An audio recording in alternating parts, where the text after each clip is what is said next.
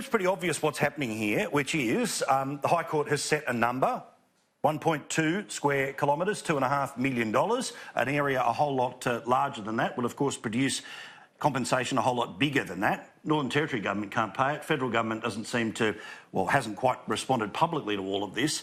This is going to get pretty big pretty quickly, don't you think? Especially when the highest court in the land, if that's where things end up getting appealed to, have already said what their opinion is.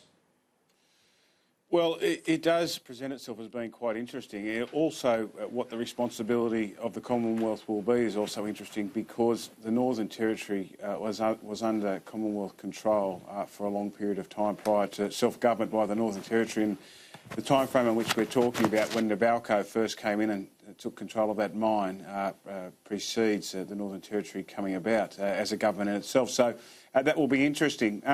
I think what it's really looking at is a form of property rights as it looks at native title. And yes, it follows the Timber Creek ruling from earlier this year. What will be interesting in this case, if it's proved or deemed to be successful, will be what precedent it sets for other parts of the country. And the talk about hundreds of millions or billions, I think, would be exceeded exponentially if it does set a precedent that goes around the country. Of course, many of these cases are determined about the continual cultural connection to land. And your reporter, Matt Cunningham, just spoke about one individual in Timber Creek who remembered when the first tree was felled. Now, there are many people, particularly the Yunupingu family, who remember when the mining first commenced in Gove or the Nullarbor region. How well that can be extrapolated or remembered for any other part of the nation will be, I think, will be important about whether this is replicated not just in Gove or other parts of the Northern Territory, but around the country. And I can hear the gasping over at Radio National if, God forbid, anyone representing the Australian government tries to test any of those claims in a court and all the rest of it. Craig, it feels like we're going to have to come to some sort of arrangement, some sort of a deal here. Do you think that this is potentially as big as Wick and Mabo, where the highest court in the land can't be appealed anywhere, can only be changed by legislation, has set a methodology that if emotion and kinship is part of it, $2.5 million for 1 square kilometre? Well, firstly, Paul, the minerals of this country are owned through the states by the citizens of this country. It doesn't matter whether you can trace your relatives back to being the first Australians, Indigenous Australians, or the people that came out on the first fleet, or people that actually took a citizenship ceremony last week. Every Australian shares ownership of the minerals of this country. That's how it's been for over 100 years. And this would seem to want to somehow reverse this.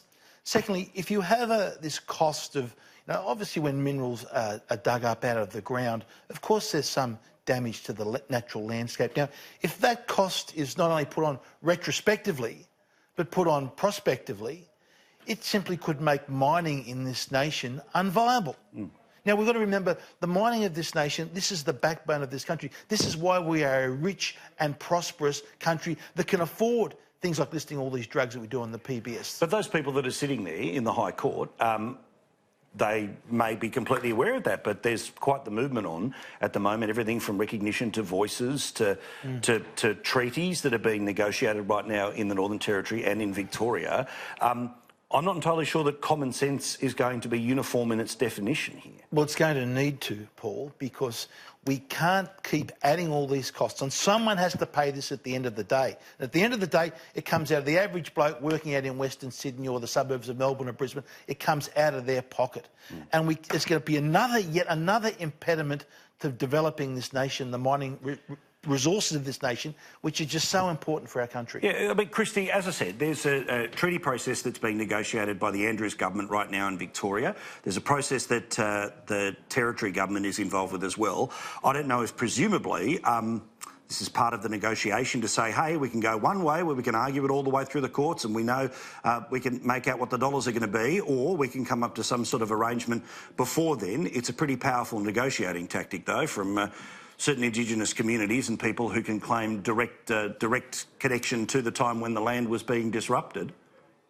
Well, it certainly doesn't. It's certainly more relevant or Indigenous recognition and treaties overall are more relevant to the Northern Territory than they are to Victoria, which has hardly any of Australia's Indigenous population living here. So that is interesting that the Andrews government has chosen that as a top-tier agenda item for Victoria. I'm going to take a vantage point on this issue from how it will play out politically over the coming months. You mentioned, or Matt mentioned, he expects it to be before the courts over the next 2 months. We have the midwinter break. Parliament will recommence right about that time. This is going to be very, very difficult for Ken Wyatt, very difficult for the government with Indigenous recognition bubbling along, and there's seeming to be not much of a resolution on that front and getting a consensus in the party room. Overlaying this issue, particularly in compensation terms, is going to be really, really tough if the Northern Territory government does come cap in hand to the federal government, and the argument has to be had. It will require significant issues management from the Morrison government in terms of the Indigenous portfolio. Adam, I've got to ask you a straight question here, because if Craig says something going to become news tomorrow, which is government MP says this, that and the other, do you think we have to deal with this like Wick and Mabo? Do you think there has to be a federal legislation created that's going to be able to effectively supersede the High Court's ability to go case by case by case? I think it's probably too early to tell. I think we need to see what the case, the articles that set out as part of the court case, we need to see what they actually are.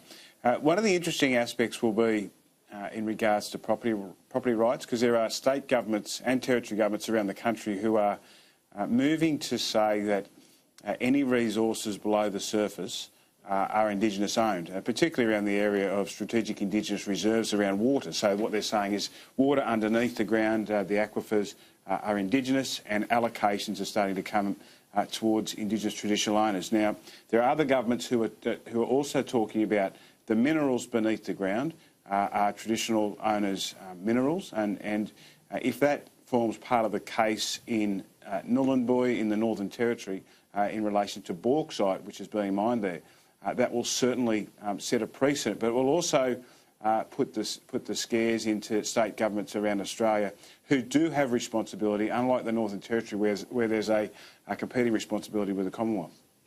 I just don't want this to be something that the High Court's going to make its decision on, and effectively this reorganising of the country and who owns what and who gets paid 50 years backwards for things that have happened, because that's billions of dollars. It is billions and billions and billions of dollars. The other thing, Paul, one thing that happens in Indigenous affairs all the time with these sort of cases, they make a ruling which might be positive for Indigenous people in remote parts of Australia, but they're made by people who live in urban parts, and urban voters and constituents don't feel the ramifications of those outcomes of those cases. Exactly. And I think that there probably needs to be it needs to be portrayed to people who live in the Sydneys and the Melbournes and the Brisbanes what this actually means, rather than we've just solved an issue out there. Yes, it's cost us a lot of money, but feel all warm and fuzzy. People need to know what it means on the ground and what the legal ramifications are. Agree completely.